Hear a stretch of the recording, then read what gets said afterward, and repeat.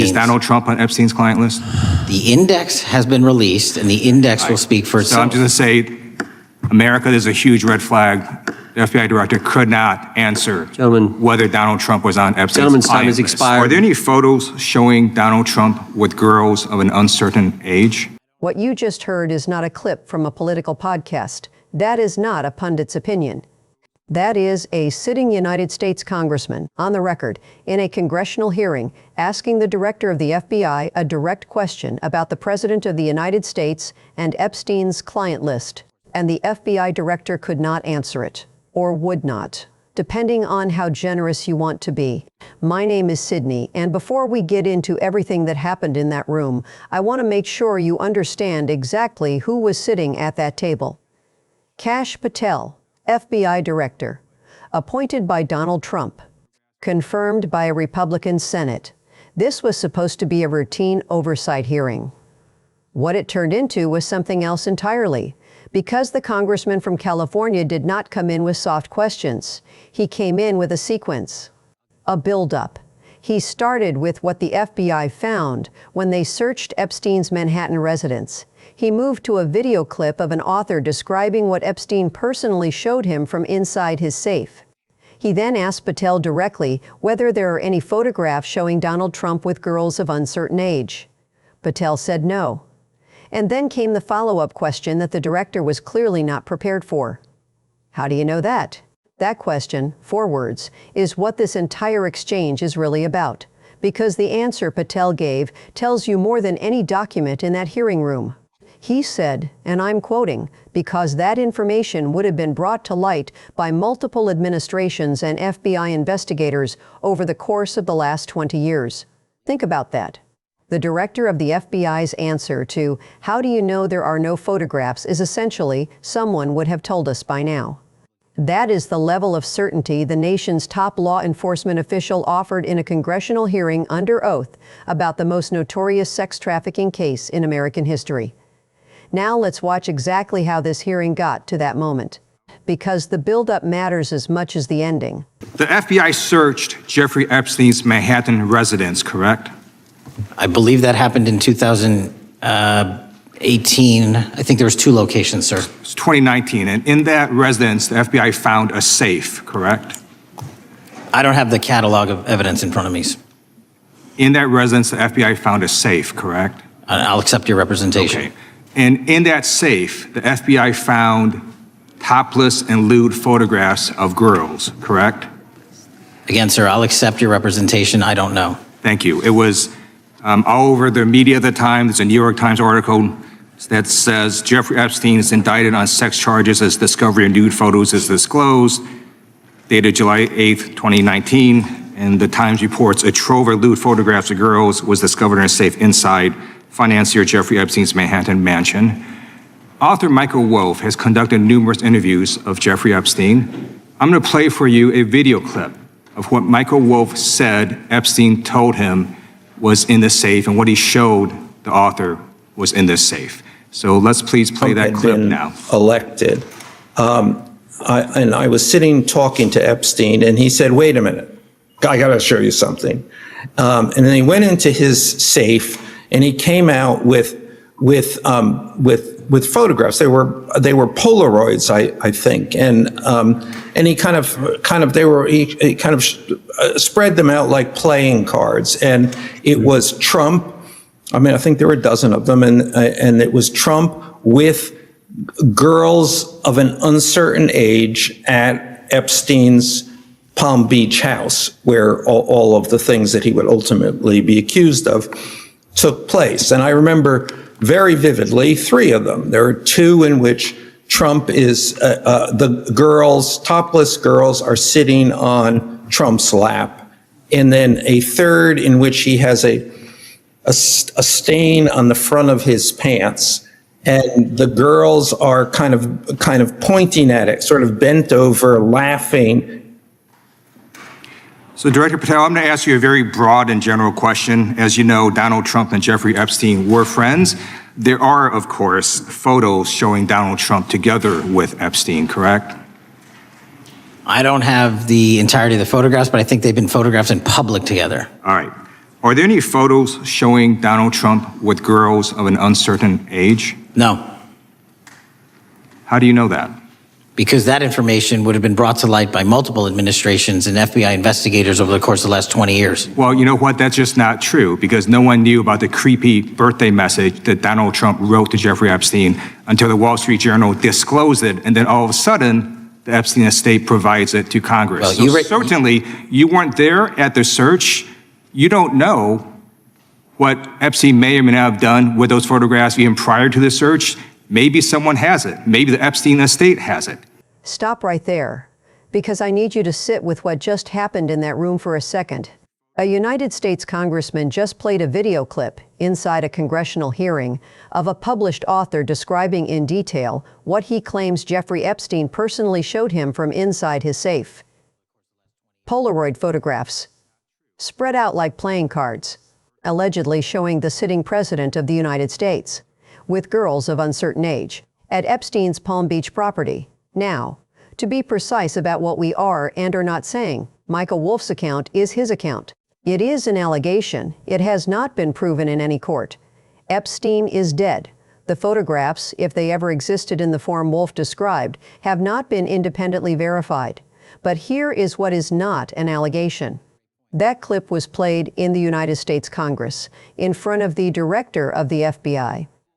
And the director sat there. And when asked directly whether any photographs exist showing the president with girls of uncertain age, he said no, not, we investigated and found nothing, not, we ran it down and it was unsubstantiated, just no. And when pressed on how he could possibly know that with certainty, his answer was effectively, trust me, someone would have leaked it by now. The congressman's response to that is the sharpest line of the entire hearing. He said, well, that is just not true, because no one knew about the creepy birthday message Donald Trump wrote to Jeffrey Epstein until the Wall Street Journal disclosed it. And then suddenly, the Epstein estate handed it to Congress. That is a direct dismantling of Patel's logic. If major documents were hidden for years and only surfaced because journalists and estates chose to release them, then the argument that we would have known by now is not a defense. It is an assumption, a very convenient one. And then the congressman made a move that caught Patel off guard. He pointed out that Patel wasn't even at the search. He doesn't know what Epstein may have done with those photographs before or after the FBI arrived. He doesn't know what the estate is still holding. And the congressman's follow-up on the estate is where this hearing got genuinely explosive. You raise a great point. So I'm going to ask you, have you asked to talk to Michael Wolff?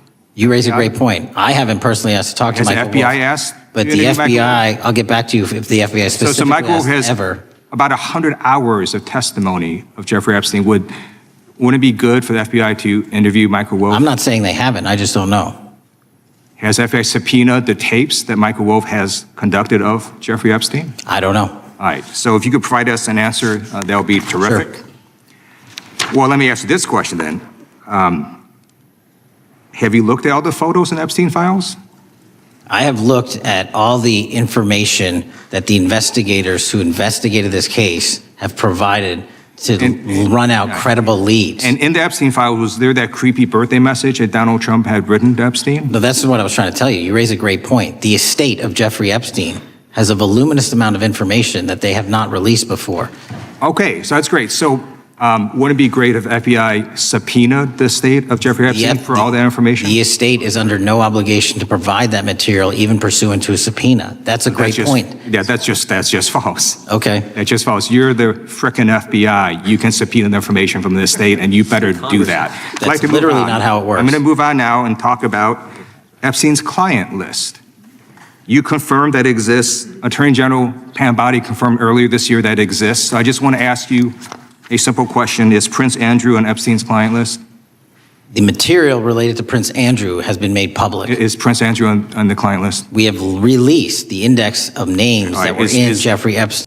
Let me tell you what you actually just watched, because people are going to reduce this to a political moment. Left versus right. Trump supporters versus critics.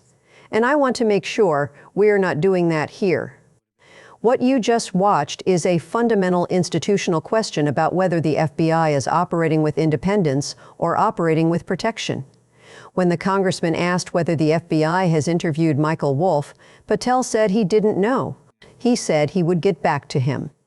The director of the FBI does not know whether his agency has interviewed the author, who claims Epstein personally showed him photographs of the sitting president. He does not know. When the congressman asked whether the FBI has subpoenaed the hundreds of hours of Jeffrey Epstein interview tapes that Michael Wolff says he recorded, Patel said he didn't know. When the congressman made the straightforward argument that the FBI should subpoena the Epstein estate for everything they're still holding, Patel pushed back and said the estate has no legal obligation to comply. The congressman said, "That's just false." And here is the reality. The legal mechanics of subpoenaing a private estate are genuinely complicated. There are real procedural questions involved. But when a sitting FBI director is arguing in a congressional hearing about why it might be difficult to fully investigate the estate of the most notorious sex trafficking facilitator in modern American history, and when the person currently running the FBI was appointed by the man whose name allegedly appears throughout those files, the optics of that argument are not good. They are not good at all. Then came the client list. The congressman walked through it step by step. Prince Andrew. Patel deflected, said the material related to Prince Andrew had been made public. He never said yes or no. And then came the question the entire hearing was building toward. Is Donald Trump on Epstein's client list? And Patel said the index has been released and the index will speak for itself. Not yes, not no. The index will speak for itself. The director of the FBI, under oath in a congressional hearing, would not give a yes or no answer to whether the President of the United States appears on the client list of the most infamous sex trafficker in history. And the congressman's response was exactly right. That is a red flag. Not a partisan red flag. Not a political red flag. An institutional one. Because the FBI's entire credibility rests on one thing: the public's belief that it operates without political interference. And when the director of the FBI sits in that room, appointed by the man in question, and cannot answer the most direct version of the most important question in that hearing, that belief does not survive the exchange. Here is what I keep coming back to. At one point in this hearing, the congressman said, "You weren't even there at the search. You don't know what Epstein may or may not have done with those photographs." And Patel had no answer for that, because he's right. The FBI searched that residence. They cataloged what they found. But what Epstein did with things before the search, what the estate is still holding, what Michael Wolff recorded, what other private collections may contain, the director of the FBI cannot account for any of that with a flat no. And he tried to. And that is the moment this entire exchange stopped being just another congressional hearing clip and started being something that institutions are going to have to answer for long after this room cleared out. Drop a comment. Tell me honestly, do you think any of the material still held by the Epstein estate will ever see a real independent review? Or does it stay buried?